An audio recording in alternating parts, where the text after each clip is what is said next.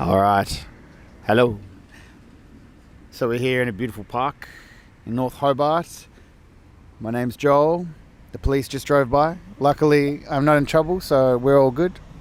My name's Joel, and this is Adam Knowles next to me. How you doing, Adam? Doing good. And we also have the wonderful Malachi. Hello, Malachi. Hello.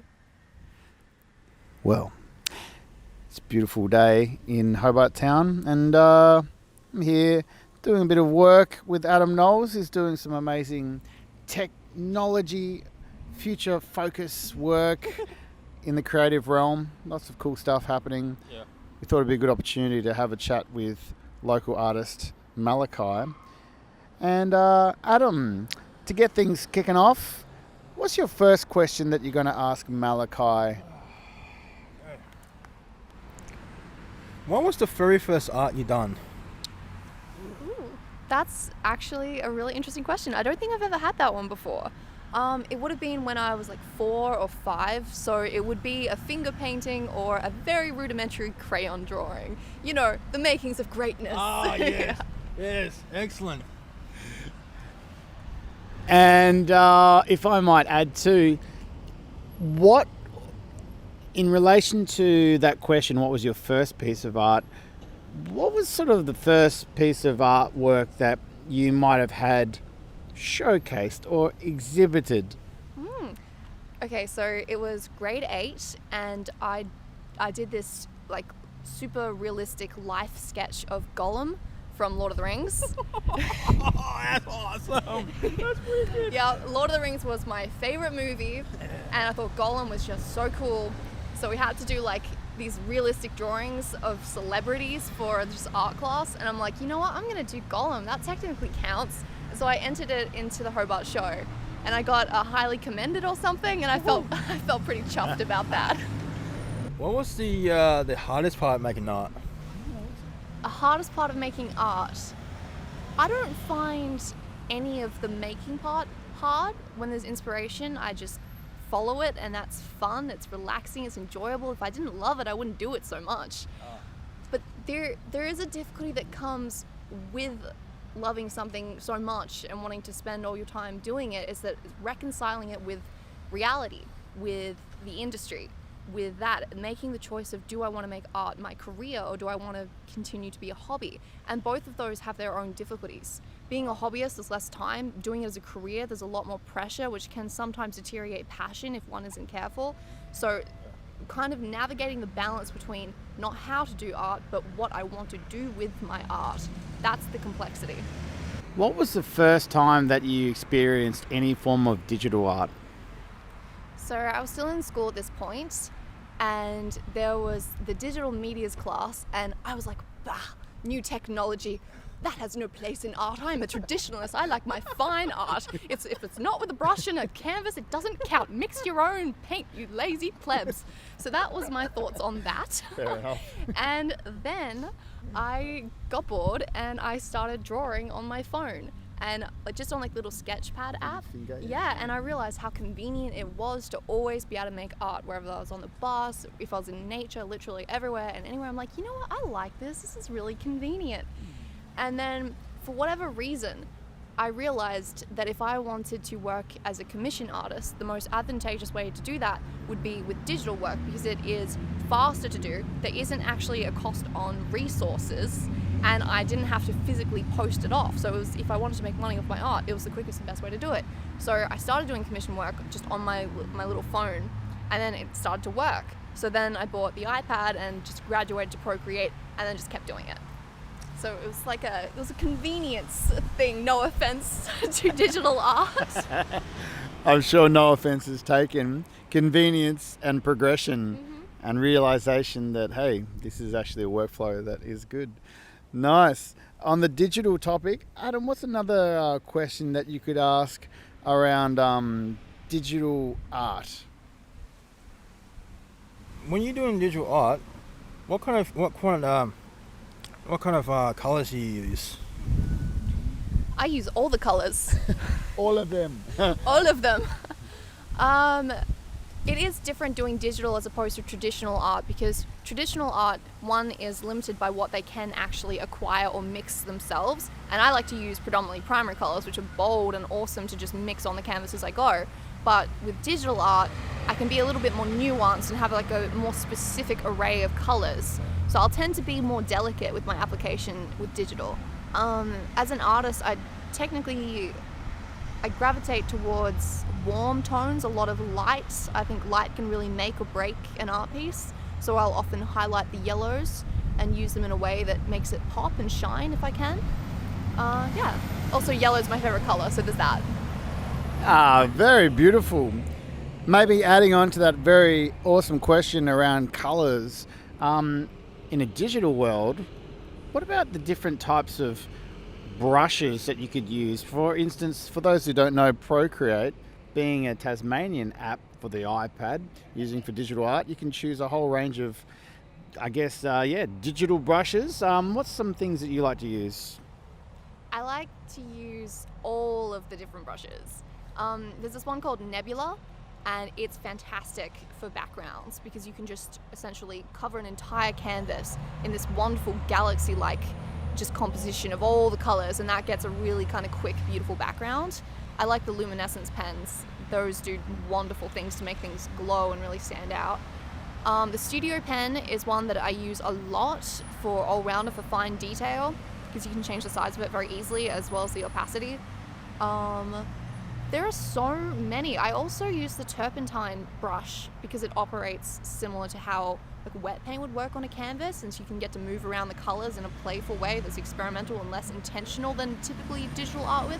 And I think that's a good thing, because so much of the beauty that happens in art is unintentional, and the temptation with digital art is to become too tight and restricted and controlled with the expression. So the brushes, which are a bit more random, I find helpful for that.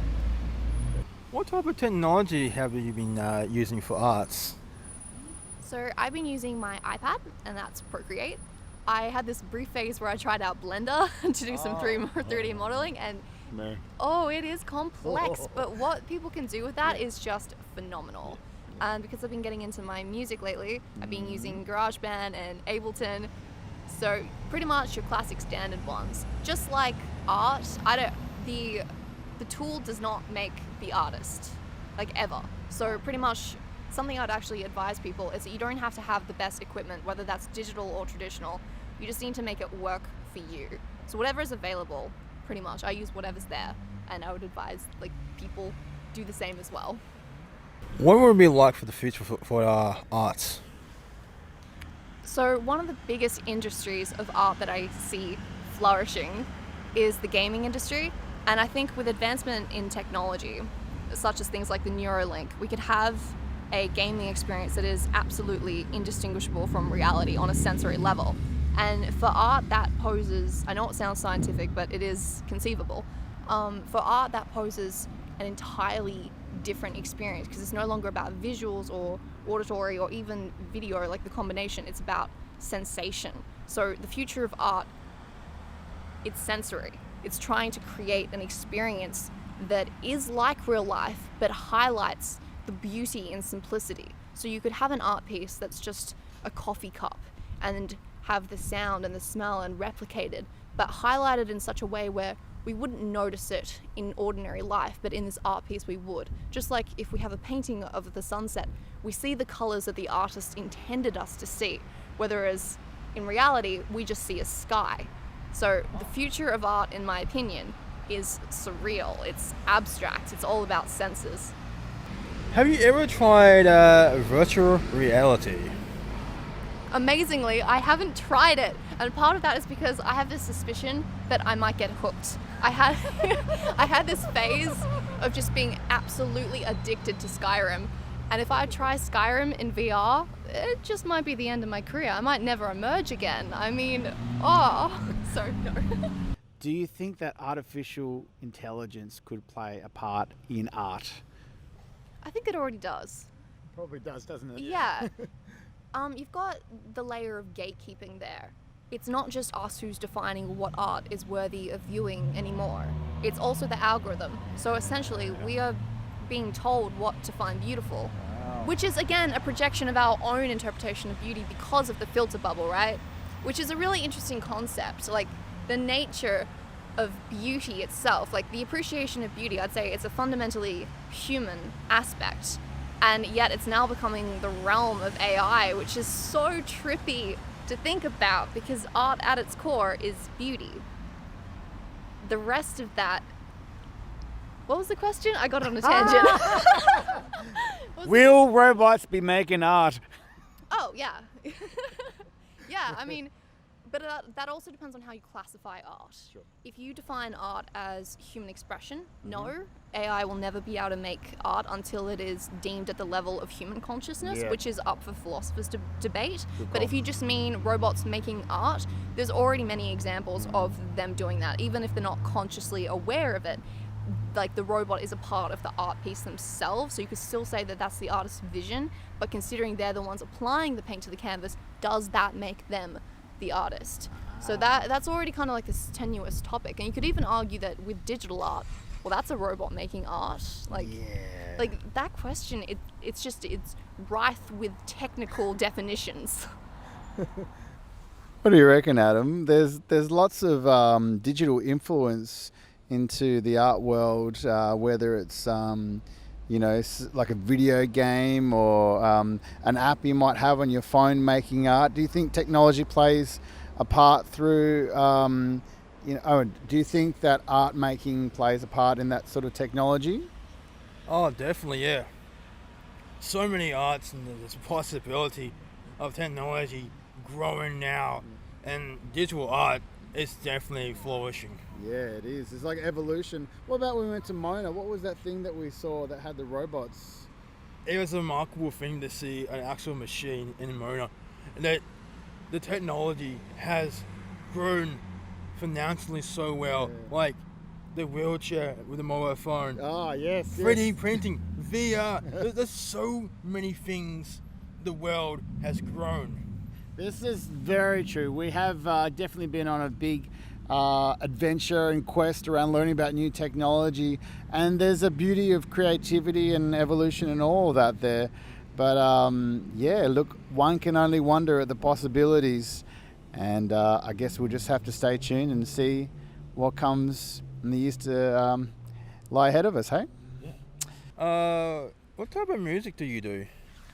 Cinematic epics and chill step and all the epic bass. I'm still very much in the exploratory phase, so I haven't limited myself to a genre. Hopefully I'll create a whole new genre. But what I like is creating visual narratives in my head and then creating auditory narratives that match them. And from that comes like this feeling. Like I like telling stories, and sound's a way to do that through emotions. So they're all very progressive and structured in a way which might be incomprehensible to the outside eye or outside ear in this case. But yeah, electronic, chaotic, a lot of different beats and melodies, a lot of piano in there. Sometimes I do my own vocals because I've been learning to rap, which is super, super fun. Because the technology to make music is infinite, it's also infinite the possibilities. So for the type of music, I really don't know yet. I guess I'll find out. And would you say that it is a very similar in the instance of, I guess, the creation in music and art in a digital sense can be led by suggestion through, like, I don't know, it's technology? How do you play a part in sort of bringing those two things together? What I will say is that art has become increasingly a collaborative medium. It used to be that you would have to create every element of a song on your own and perform it one time in one space. Same thing with art, one painting viewed in one place. That's it. A limitation imposed by space and time. But now you can have hundreds and hundreds of samples to choose from, made by people on the other side of the world, whose art is the finished song. It's a collaboration between both of you. And there are many, many different things like that. Art is just more and more collaborative. And I think that's a really wonderful thing, because fundamentally it's expression of ideas. It's sharing communication. That's what we're trying to do as artists, is express ourselves to others and give them a feeling. So I think that's actually quite wonderful. I'm not sure if I answered your question, but I did want to point that out. I think that's a beautiful thing to point out. What do you think, Adam? That was awesome. Thank you, Malachi. And if you want to check out any of your artistic or musical works, where would you go to? You'd pretty much just stalk the internet for Malachi Quinn art and you will find it. Facebook, Instagram, my website, TikTok. You'll find me. It's fine. Out there in the metaverse. All right, signing out.